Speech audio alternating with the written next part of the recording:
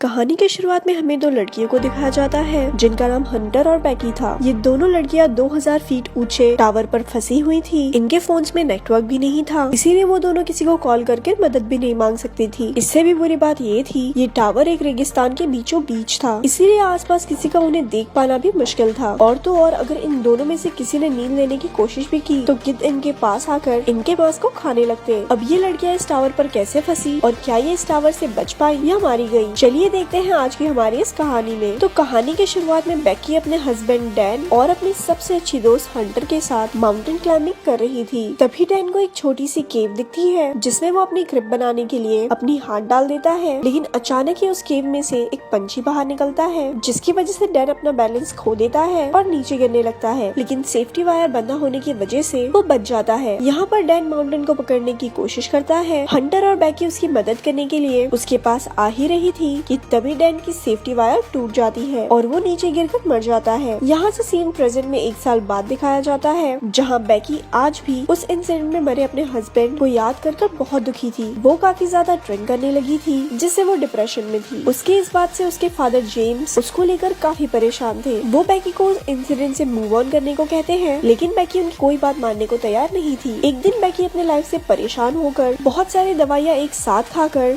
Suicide करने की कोशिश करती है कि तभी उसके फोन पर हंटर का कॉल आता है जिससे वो सुसाइड नहीं करती। अगले दिन हंटर उसके घर जाती है। हंटर बैकी को उस इंसिडेंट से बाहर निकालने के लिए उसको कहती है कि उसने B67 टीवी टावर पर क्लाइंब करने का प्लान बनाया है और जिसमें तू भी मेरे साथ क्लाइंबिंग करने चल रही है। अब क्योंकि हंटर जानती थी कि बैकी को एडवेंचर प्लेसेस पर जाना बहुत पसंद था और काफी लंबे समय से उसने कोई एडवेंचर भी नहीं किया था, बैकी जो इस टाइम काफी परेशान थी, इसीलिए वो हंटर को क्लाइंबिंग करने से मना कर देती है। लेकिन नेक्स्ट मॉर्निंग जब वो किचन में रखी अपनी मेडिसिन लेने जाती है तो वो थोड़ा सोचते हुए डिसाइड करती है कि वो उसके साथ क्लाइंबिंग करने जाएगी। इसके बाद हंटर और बैकी दोनों उस टावर की ओर निकल पड़ते हैं। रास्ते में बैकी हंटर के फोन में उसकी कुछ पुरानी फोटोज देखने लगती है। जैसे ही वो स्क्रॉल करते हुए आगे और फोटोज देखती है तो हंटर की एक फोटो में वो नोटिस करती है कि हंटर के कंधे पर एक लड़के का हाथ था। बैकी हंटर से उस लड़के के बारे में पूछती है, लेकिन हंटर उसे कुछ भी बताने से मना कर देती है। तभी यहाँ पर बैकी के फोन पर उसके फादर का कॉल आता है, लेकिन वो कॉल पिक नहीं करती। काफी देर ड्राइव करने के बाद वो एक होटल में रात गुजारने के लिए रुकते हैं। डिनर करते वक्त बैकी को पता चलता है कि हंटर अब एक यूट्यूब ब्लॉगर है और यूट्यूब रेवेन्यू से ही वो अपने ट्रैवलिंग का खर्च उठाती है। इसी दौरान बैकी की नजर विंडो के बाहर उस टीवी टावर पर पड़ती है जहाँ पर वो दोनों जा रही थी। हंटर बैकी को बताती है कि ये टावर यूनाइटेड स्टेट का सबसे ऊंचा चौथा टावर है। नेक्स्ट मॉर्निंग बैकी और हंटर अपनी कार में बैठकर अपना सफर जारी रखती है। यहाँ पर हंटर ड्राइविंग करते करते ही अपने यूट्यूब चैनल के लिए व्लॉग बनाने लगती है, जिसमें वो अपने व्यूअर्स को बताती है कि वो अपनी बेस्ट फ्रेंड के साथ उस टीवी टावर पर चढ़ने वाली है। इसके बाद फाइनली वो दोनों उस टीवी टावर के पास पहुंच जाती है, जहां उन्हें गेट पर एक डेंजर साइन के साथ ताला लगा हुआ मिलता है। यहाँ से वो दोनों गाड़ी को छोड़कर पैदल ही आगे जाने लगती है। रास्ते में उन्हें कुछ गिद्ध एक मरे हुए जानवर को खाते हुए दिखाई देते हैं। हंटर इस चीज को भी अपने व्लॉग में रिकॉर्ड कर लेती है और उस मरे हुए जानवर की फोटो क्लिक करके अपने इंस्टाग्राम अकाउंट पर पोस्ट कर देती है, जिस पर उसे बहुत जल्द ही काफी सारे लाइक्स मिल गए थे। कुछ देर बाद वो टावर तक पहुंच जाते हैं। यहाँ पर हंटर अपना व्लॉग बनाना बंद कर देती है। वहीं बैकी टावर की ऊंचाई देखकर डर जाती है और उसे लगता है कि वो ये नहीं कर पाएगी, क्योंकि डैन के साथ हुए इंसिडेंट के बाद उसने कभी इतनी ऊंचाई का सामना नहीं किया था। लेकिन हंटर उसे उसका डर दूर करने को कहती है, जिसके बाद हंटर सेफ्टी रोप को उसके कमर से बांधकर टावर के ऊपर चढ़ना शुरू कर देती है। ये पूरा टावर काफी पुराना हो चुका था, जिस पर बुरी तरह से जंग लगी हुई थी। इस टावर की सीढ़ियाँ हिल रही थी और नट बोल्ट भी काफी लूज हो चुके थे। यहाँ पर ये दोनों काफी ऊपर तक चढ़ चुकी थी कि तभी बैकी के हाथ से सीढ़ी का एक पुराना हिस्सा टूटकर नीचे गिर जाता है, जिससे बैकी थोड़ा डर जाती है, लेकिन वो हिम्मत करके फिर से उस टावर के ऊपर चढ़ने लगती है। ऐसे ही धीरे धीरे वो आधी टावर तक पहुंच जाती है, यानी 1000 फीट ऊपर, जहाँ से शहर काफी छोटा दिखाई दे रहा था। यहाँ पर ये दोनों कुछ देर तक आराम करती है और पानी पीने के बाद फिर से क्लाइंबिंग करने लगती है। थोड़ी देर बाद वो 1800 फीट ऊपर पहुँच चुकी थी और अब उन्हें सिर्फ 200 फीट ही ऊपर चढ़ना था। बैकी इतना ऊपर चढ़कर काफी डरने लगती है, क्योंकि वहाँ हवा बहुत तेज चल रही थी और सीढ़ियाँ भी काफी पुरानी होने की वजह से हिल रही थी। वो हंटर से कहती है कि अब उन्हें नीचे जाना चाहिए, लेकिन हंटर उसे बोलती है कि अब इतनी ऊपर आकर उन्हें हार नहीं माननी चाहिए। जिसके बाद वो वापस से ऊपर चढ़ने लगती है। यहाँ से टावर के ऊपर चढ़ने का रास्ता काफी खतरनाक था। रास्ते में लगी कुछ डिस्क को हंटर ने काफी आसानी से पार कर लिया था और अब वो बैकी को भी उन्हें पार करने में हेल्प कर रही थी। अब जैसे जैसे वो ऊंचाई पर जा रही थी,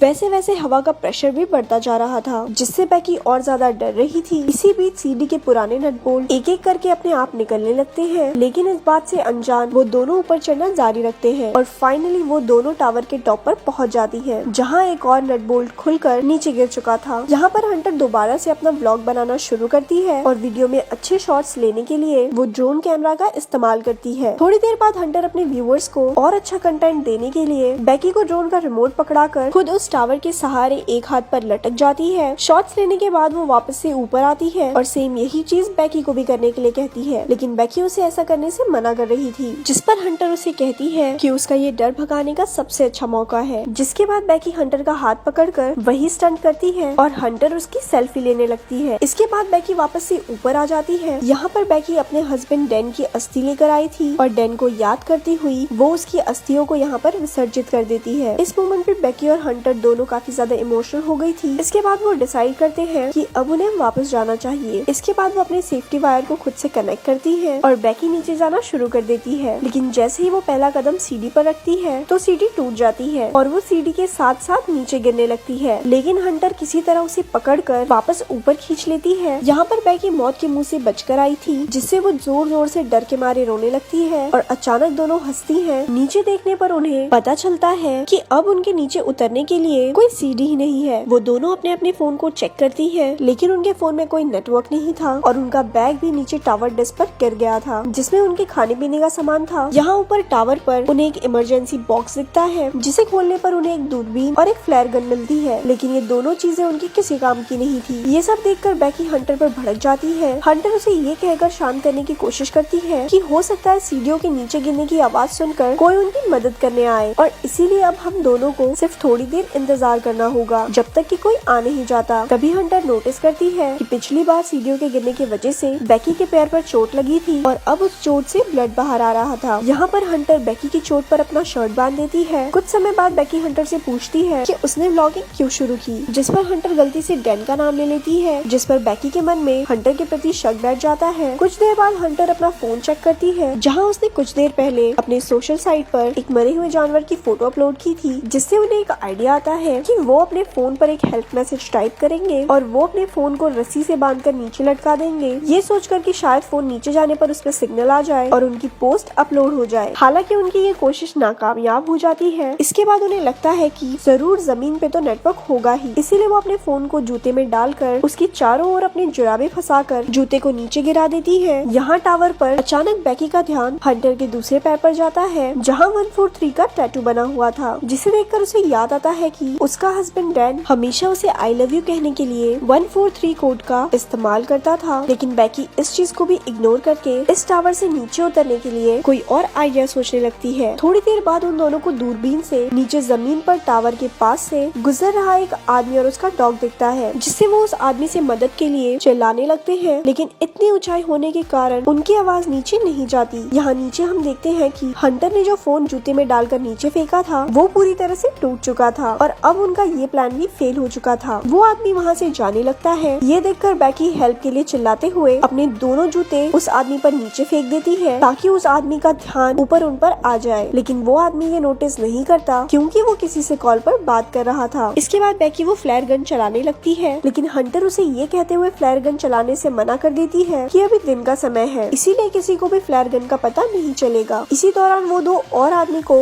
वहाँ थोड़ी दूर नोटिस करती है जो यहाँ पार्टी करने के लिए आए थे। उन्हें देखकर ये दोनों डिसाइड करती है कि थोड़ा अंधेरा होने पर वो इस फ्लेयर गन का इस्तेमाल करेंगी ताकि वो लोग उन्हें नोटिस कर सके। कुछ देर बाद रात हो जाती है और बैकी फ्लेयर गन का इस्तेमाल करती है, जिससे वो दो आदमी उन्हें देख लेते हैं। यहाँ पर बैकी और हंटर अपने हाथ हिलाते हुए और जोर जोर से चिल्लाकर उनसे मदद मांगने की कोशिश करती है। इसके बाद वो दोनों दूरबीन से देखते हुए नोटिस करती है कि वो दोनों आदमी हंटर की कार के पास जा रहे थे, जिसे देखकर दोनों खुश हो जाती है, लेकिन उनकी मदद करने के बजाय वो आदमी उनकी कार को चुरा कर वहाँ से भाग जाते हैं। ये देखकर वो दोनों काफी दुखी हो गई थी और अब उन्हें जल्दी से कोई आइडिया भी समझ नहीं आ रहा था कि अब वो क्या करे। यहाँ पर बैकी हंटर से उसके पैर के टैटू के बारे में पूछ ही लेती है, जहाँ हंटर ये रिवील करती है कि उसका डैन के साथ 6 महीने तक अफेयर रहा था, जिसके लिए वो उससे माफी मांगती है कि उसने उसके हस्बैंड के साथ रिलेशन रखकर काफी बड़ी गलती करी। हंटर बताती है कि डैन उसे अच्छा लगता था और वो उससे प्यार भी करती थी, लेकिन डैन बैकी से ज्यादा प्यार करता था, इसीलिए उसने जल्दी ही डैन से ब्रेकअप कर लिया था। बैकी ये सुनकर और भी ज्यादा डिसअपॉइंट हो जाती है कि उसकी बेस्ट फ्रेंड और उसका हस्बैंड दोनों ही उससे चीट कर रहे थे। अगली सुबह बेकी फोन चेक करती है जहाँ उसे पता चलता है कि इस टावर पर चढ़े उन्हें 24 घंटे बीत चुके हैं। अब क्योंकि उन्हें काफी भूख और प्यास भी लग रही थी, इसीलिए हंटर डिसाइड करती है कि वो नीचे डिस्क पे जाके अपने बैग को लेकर आएगी, जिसके लिए वो सेफ्टी रोप को टावर से बांध के नीचे उतरने लगती है। लेकिन डिस्क से थोड़ी दूर पर वो रस्सी छोटी पड़ जाती है, जिससे हंटर उस बैग तक नहीं पहुंच पाती। अब उसके पास कोई और चारा नहीं था, इसीलिए हंटर अपने साथ बड़ी रस्सी खोलकर उस पे लटक कर जंप लेते हुए डिस्क पर कूद जाती है। वो बैग को उठाकर उसमें से पानी की बोतल निकाल कर पीने लगती है। इसके बाद वो अपनी सेल्फी स्टिक के मदद से बैग को रस्सी से लटका देती है और खुद भी कूदकर उस रस्सी को पकड़ लेती है। तभी बेकी उसे ऊपर खींचना शुरू करती है। यहाँ पर हंटर भी ऊपर चढ़ने लगती है और वो बस ऊपर पहुँचने ही वाली थी कि तभी उसके हाथ से रस्सी फिसल जाती है, जिससे वो तेजी से नीचे गिरने लगती है। ये देखकर बेकी की धड़कन एकदम से तेज हो जाती है, क्योंकि अपने हस्बैंड को खोने के बाद अब वो अपनी बेस्ट फ्रेंड को नहीं खोना चाहती थी। लेकिन जैसे ही बेकी डरी हुई नीचे देखती है तो हंटर उसे रस्सी पर लटकी हुई दिखती है। हालांकि हंटर के हाथों में काफी चोट लग गई थी, इसीलिए बेकी अपनी पूरी ताकत लगाकर हंटर को टावर के ऊपर खींच लेती है। थोड़ी देर बाद बेकी एक हेल्प नोट लिखकर ड्रोन में फंसा देती है और ड्रोन के सहारे पास के होटल तक पहुंचने की कोशिश करती है। लेकिन फोन में बैटरी कम होने की वजह से वो ज्यादा दूर नहीं जा सकता था, इसीलिए वो वापस उसे अपनी ओर ले आती है। यहाँ फिर से वो दोनों टावर पर हेल्पलेस थी। रात में बेकी को एक भयानक सा सपना आता है, जहाँ वो देखती है कि हंटर की उस टावर पर ही मौत हो गई और गिद्ध हंटर के शरीर को खा रहे हैं। इससे वो डरी हुई उठती है और तब उसे पता चलता है कि ये एक बस बुरा सपना था। नेक्स्ट मॉर्निंग बेकी के दिमाग में एक आइडिया आता है कि वो टावर के ऊपर लगी लाइट से ड्रोन को चार्ज कर सकती है। इसके बाद वो टावर के पोल पर चढ़ के जैसे ही ड्रोन चार्जर को प्लग में लगाती है तो वो देखती है कि वो प्लग काफी लूज था, इसलिए बेकी को ऊपर लटके हुए ही उस चार्जर को पकड़े रखना पड़ता है जब तक कि ड्रोन की बैटरी फुल चार्ज ना हो जाती। काफी टाइम से उस पोल को पकड़े रहने की वजह से बेकी के हाथ धीरे धीरे करके सुन पड़ने लगे थे और इससे भी बुरी बात ये थी कि अब यहाँ पर काफी सारे गिद्ध आकर उस पर अटैक भी कर रहे थे, जिससे बेकी के हाथों से बैग नीचे गिर जाता है। थोड़ी देर बाद वो ड्रोन की बैटरी फुल चार्ज हो जाती है, जिससे बेकी नीचे आ जाती है। इसके बाद वो ड्रोन को होटल तक पहुँचाने की कोशिश करती है, लेकिन जब वो ड्रोन होटल तक पहुँचने ही वाला था तो उसकी टक्कर एक ट्रक से हो जाती है, जिससे वो बिल्कुल टूट गया था और उनको ड्रोन कैमरा से भी कुछ दिखाई नहीं दे रहा था। ये देखकर वो दोनों और भी ज्यादा डर गई थी, क्योंकि अब उनके पास बचने का कोई और रास्ता भी नहीं था। वो थकी हारी उस टावर पर हार मानकर बैठ जाती हैं। शाम के समय वहाँ तूफान बनने लगे थे, जिससे इनका जिंदा रहना और भी मुश्किल हो गया था। यहाँ पर बेकी को बहुत तेज नींद भी आ रही थी, इसीलिए वो वहीं सोने लगती है, लेकिन हंटर उसको सोने से मना करती है, क्योंकि उनके सोते ही गिद्ध फिर से उन पर हमला करने लगते हैं। बेकी हंटर से उसका दूसरा जूता भी मांगती है, ताकि इस बार वो उसमें अपना फोन डालकर नीचे फेंक सके। हंटर कहती है कि मेरा जूता तो नीचे डिस्क पर ही गिरा हुआ है। यहाँ से कहानी में एक बड़ा ट्विस्ट आता है और हमें पता चलता है कि जब हंटर नीचे डिस्क पर कूदी थी तो उसी टाइम डिस्क पर गिरने से उसकी मौत हो गई थी और उसके बाद से बेकी अकेली ही सरवाइव कर रही थी। बेकी को हेलुसिनेशन होने लगे थे, जिसमें वो हंटर की प्रेजेंस को इमेजिन कर रही थी। रात में बेकी तूफान में सरवाइव करने के बाद अपने फादर के लिए एक वीडियो मैसेज रिकॉर्ड करती है, जिसमें वो बताती है कि वो वापस घर आना चाहती है। वहीं दूसरी ओर उसके फादर जेम्स भी उसको लेकर बहुत परेशान थे। अगले दिन जब बेकी इस टावर पर सोई हुई थी तब एक गिद्ध आकर बेकी की चोट पर से उसका मांस खाने लगता है, लेकिन अब क्योंकि बेकी को काफी भूख लग रही थी, इसीलिए वो उस गिद्ध को जोर से पकड़कर टावर की मेटल से उसी जान से मारकर खाने लगती है, जिससे उसमें थोड़ी जान आती है और वो रस्सी के सहारे नीचे डिस्क पर उतरती है, जहाँ हंटर की बॉडी पड़ी हुई थी। इसके बाद वो अपने डैड जेम्स को मैसेज करती है कि वो इस टावर पर फंसी हुई है और अपने फोन को हंटर के जूतों में डाल देती है, लेकिन इस बार वो उस जूतों को हंटर के बॉडी में डालकर उसकी बॉडी को नीचे फेंक देती है। इसके बाद रात में उसके फादर जेम्स को बेकी का मैसेज मिलता है और वो जल्दी से पुलिस को कॉल करके वहाँ टावर तक पहुँचता है और जैसे ही वो वहाँ उस टावर तक पहुँचता है तो देखता है पुलिस एक बॉडी को कवर कर रही थी। ये देखकर उसे लगता है कि ये उसकी बेटी बेकी की बॉडी है जो जिंदा नहीं बच पाई। तभी उसे अपनी बेटी पुलिस की कार के पास दिखाई देती है, जिसके बाद वो दोनों एक दूसरे को गले लगाते हैं और इसी के साथ ये अमेजिंग मूवी यहीं पर खत्म हो जाती है। ऐसी और स्टोरी सुनने के लिए हमारे पेज को लाइक करें। धन्यवाद।